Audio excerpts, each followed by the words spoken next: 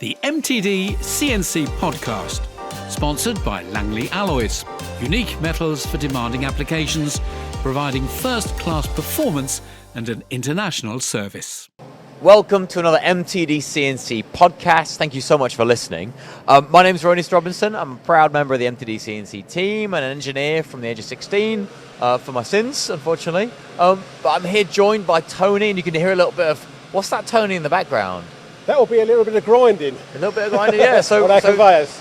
Brilliant. So thanks for joining us, Tony Faccini from LNS. You're welcome. Thank you. Where are we? We are in sunny Yorkshire, Barnsley, Wombwell, for a change. We are, and we're in the LNS production facility, which is like, it's amazing. It's opened my eyes. It's just 20 minutes from where I live. And what are you producing here? We produce all of our conveyors here for across Europe, not just the UK, but across Europe. Absolutely amazing. Swerve conveyors all produced here in Barnsley, yes. Yorkshire, shipped out where? You name it, anywhere across Europe. Mainly the UK, but to Germany, into France, all across Europe. All the manufacturers out there, OEMs and end users. Correct. Absolutely brilliant. We're not here to talk about that though, unfortunately, as much as I'd like to. We've already done that with Tim Hardcastle, also from LNS. So we've got a bit of a series of podcasts here. Today we're talking more about another kind of set of products in the LNS range, really, and a major problem in all subcontract machining. I mean, in fact, all machine shops have this, is changeovers, part changeovers. Yes. Specifically for turning. Yes. So for sliding head shops, fixed head shops, Yep. and everyone who's got a mix, everyone who does a mix but who has a lathe needs to change over that lathe somehow. Correct. Even though they're quite easy to automate with bar feeders, for example, Yep.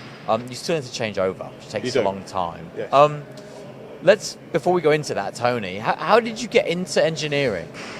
I've been an engineer since I left school, so nearly 30 years ago. Yeah, 30 years ago. Brilliant. But I've been at LNS for 25 of those. Started off as a service technician, and recently, 2 years ago, my role changed to technical sales. So here I am. Brilliant. And what does the role technical sales involve? Because you do a lot of travelling. Yeah, a lot of travelling, but for me, that doesn't make a difference. It's no difference to what I was doing as a service engineer, doing many, many miles. We don't really have a region to cover.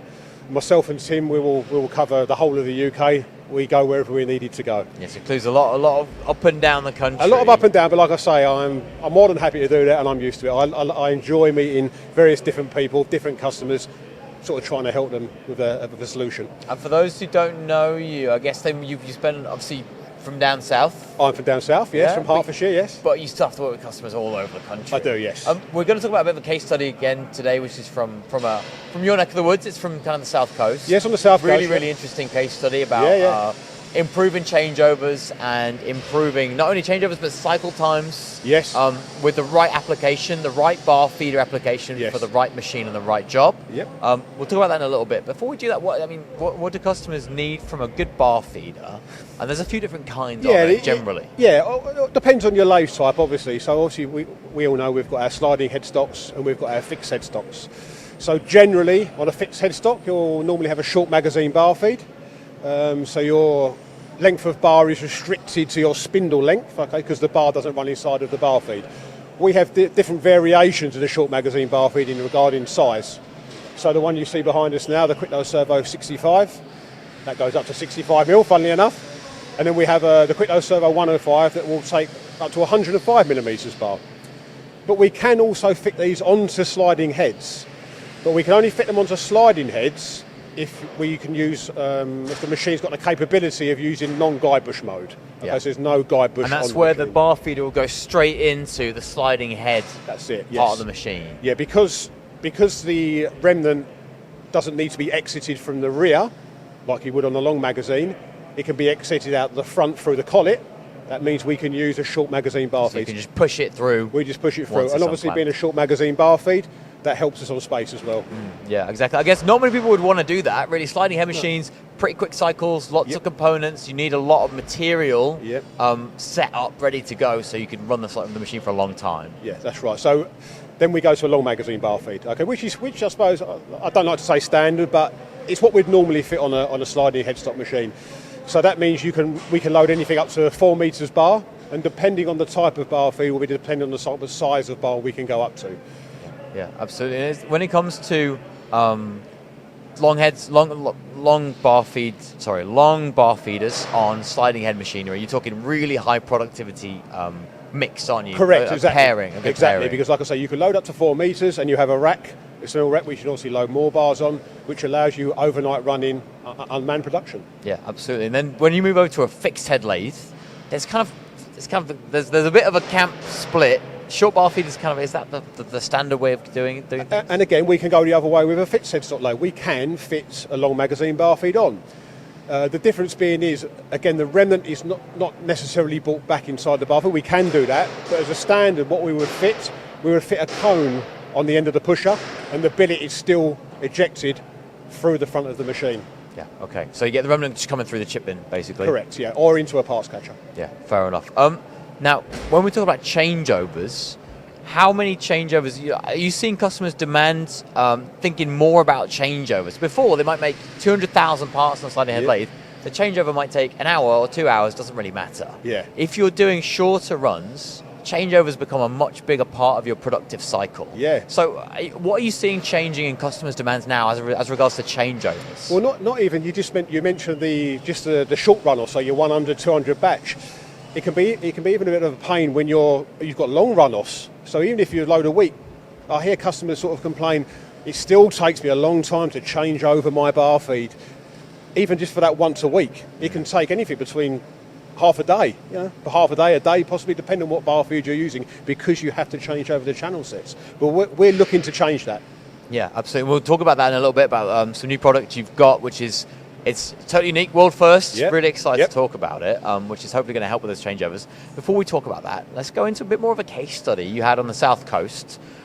Very well-known company.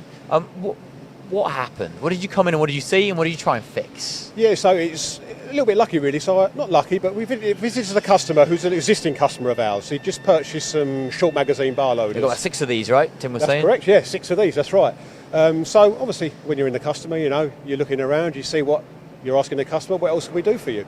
And he was complaining that he had short batches, he had long batches, but they had lots of machines. They've basically got quite a lot of sliders in there, older sliders, and they were tending to keep the machines on one particular bar size, each machine.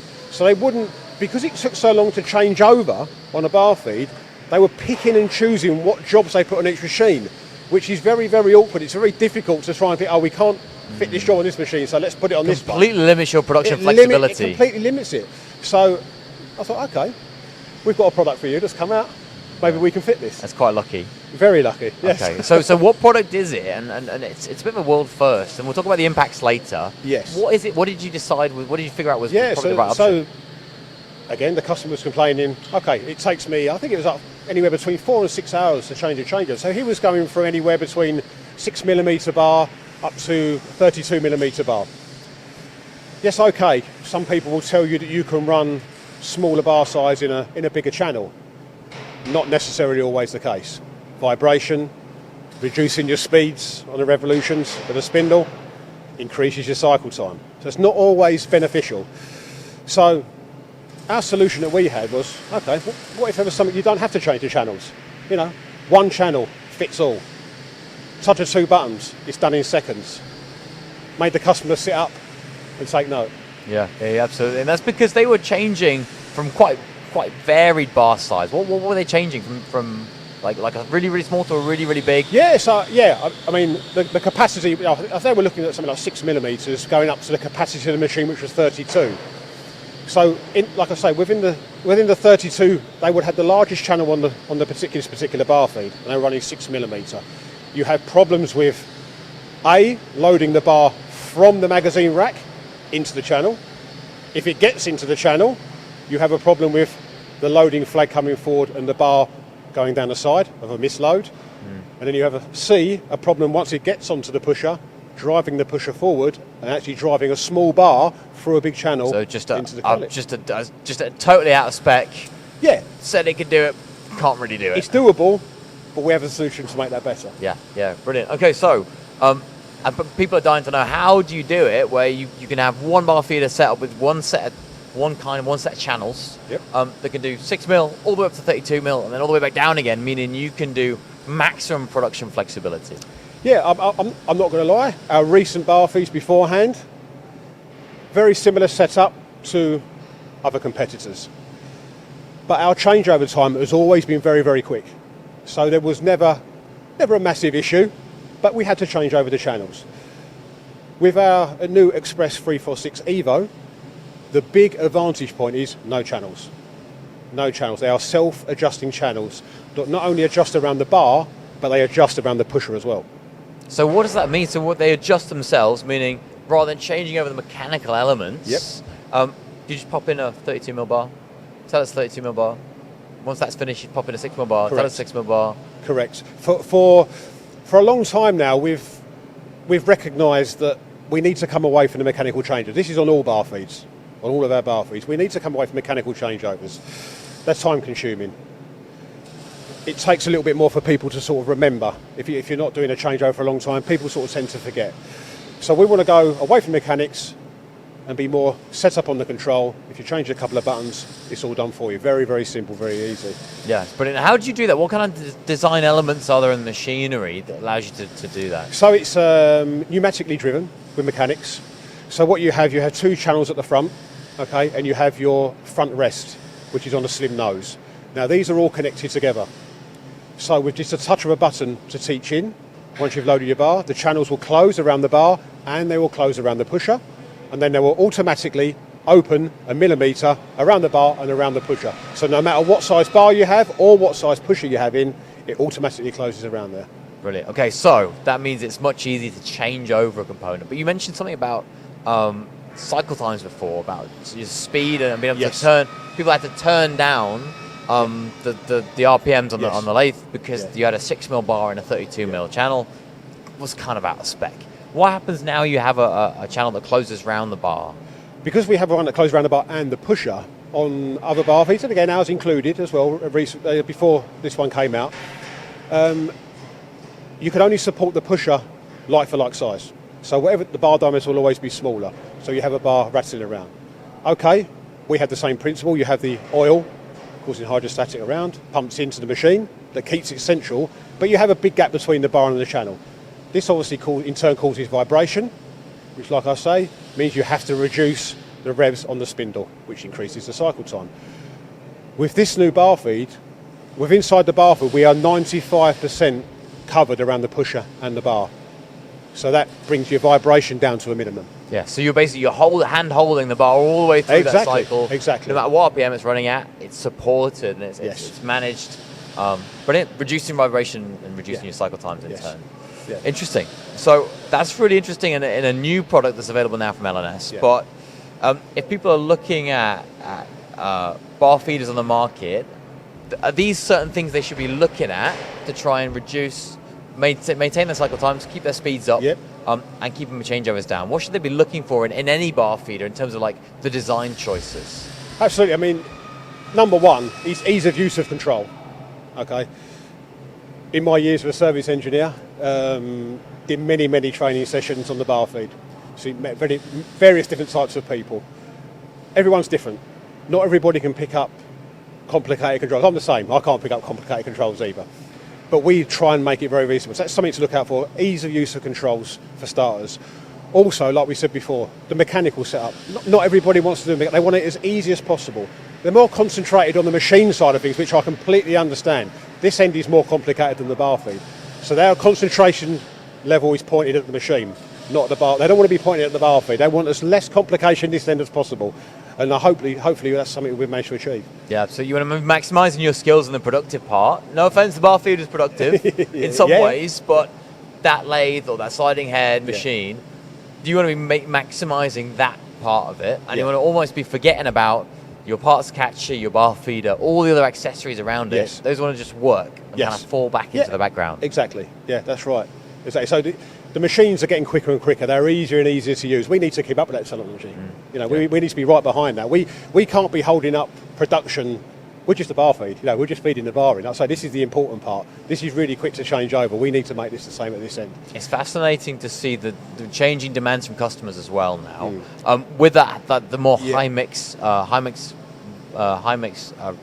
guess, sets of parts they're putting on the lathes. When it comes to actually changeovers on the front of the truck as well, they're getting a bit quicker as well, I guess. Definitely, yeah. Oh, 100%, yeah. Exactly, yeah. It takes seconds to change over a collet. Yeah. I wouldn't say it takes seconds to change over the bar feed, but we have certainly made it a lot easier. And going forward with all our bar feeds, we're looking to put the same control on as we have on the 346. In fact, we already do have the same control on the Quick Servo 105 and a couple of other range of bar feeds that we do. So we're going to try and standardise that, so that will be the norm. Yeah. A couple of settings on the handset will be the norm going forward. Brilliant. It's great to see you keeping up with the work holding technology, machine tool technology with your bar feed technology. Cool. Yeah. So just to round off, what was the result of the case study? What happened on this manufacturer down south? Well, he wants another one. Oh, brilliant. Good to know, because they had actually you said Series 0. Yeah, so this was a Series 0 unit. What does that mean? Series 0 it's like I wouldn't like to call it a tester product. First off. But yeah, don't get me wrong, it's going to go in and work perfectly. We know that every single time. But this was a first off. Basically what it was to get some feedback from the customer. They'd already had the Series 0 units of this Quick Servo 65 you can see behind us. And touchwood, feedback has been absolutely brilliant. They've been in nearly 2 years now.